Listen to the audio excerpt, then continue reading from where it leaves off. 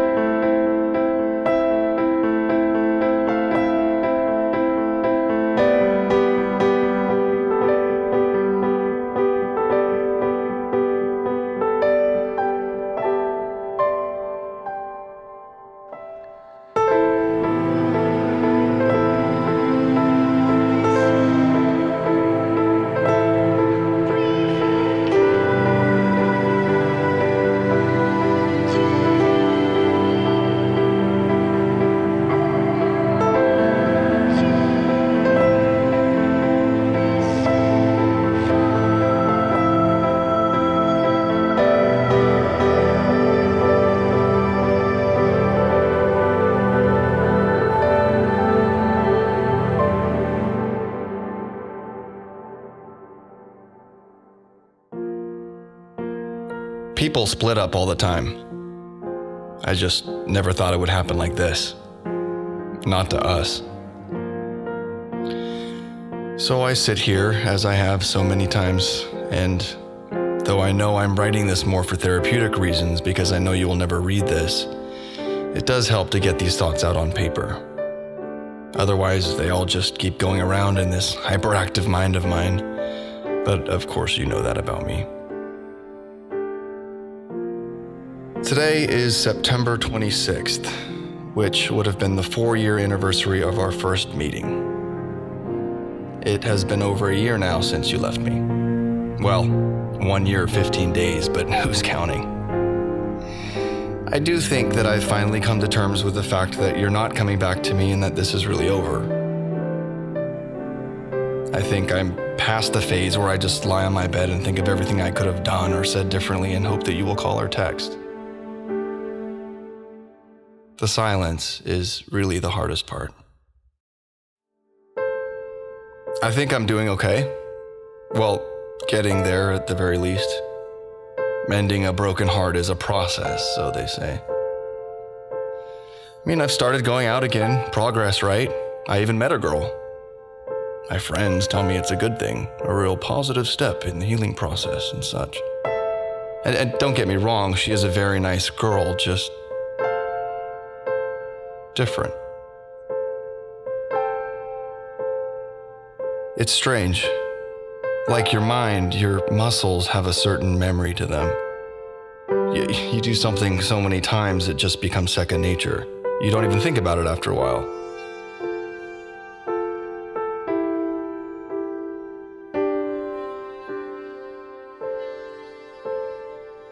It's what allows us to tie our shoes or play an instrument without a second thought.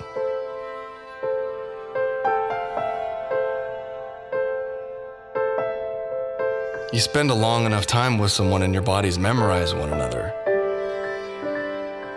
The shape of their hips, the cadence of their breathing when they sleep, the way their fingers connect with your own when you hold hands. Being with someone new is like driving someone else's car. Nothing works quite how you expect it to.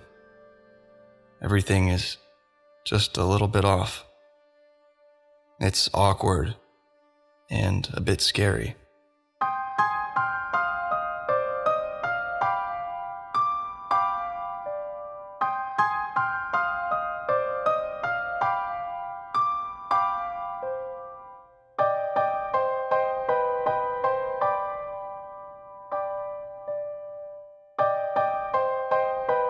Everyone always says time heals all wounds. Well, the only thing time has done is to allow my mind to dwell on things even more. Sometimes I think my mind is my own worst enemy.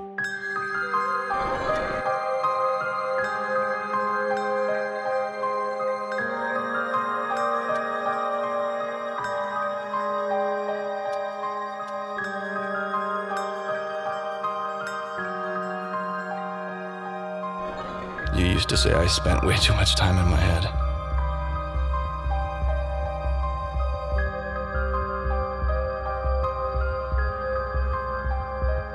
I remember how you would sit and listen to me go on about different science facts I'd read or random astronomy trivia I would teach you as we went for walks in the city while looking up at the moon. Do you recall the time I told you of the branching universe theory and the idea of a multiverse? It states that there are an infinite number of parallel universes that contain every possible set of circumstances based on each decision we make. If this is true, it would mean that somewhere there may very well be a world in which I understood what some of your seeming melodramatic actions meant, and I reacted differently. Conceivably, there's another world in which, on the evening of March 31st, I came over to your place and we talked. And you helped me understand things better. One in which we are still together and still going on moonlit walks or to a noisy nightclub with your friends.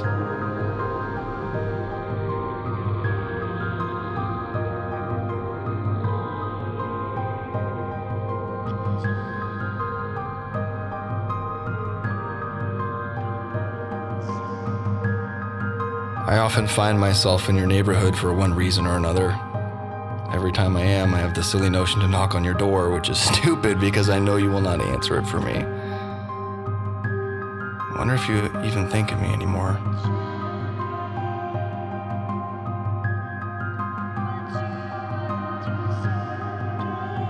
Because honestly, truth be told, I'm not really doing well at all.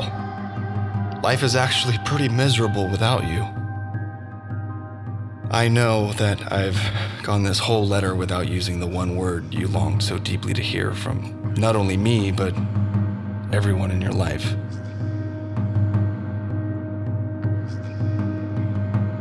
Looking at it objectively now, I'd say that I still love you. And in some way, I know I will never really stop. I'm not sure I'll ever understand why you did what you did, how you couldn't see what you meant to everyone, to me.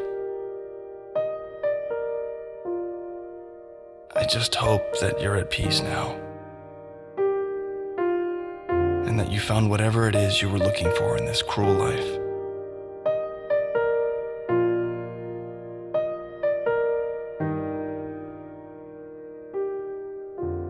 Because I miss you more than ever.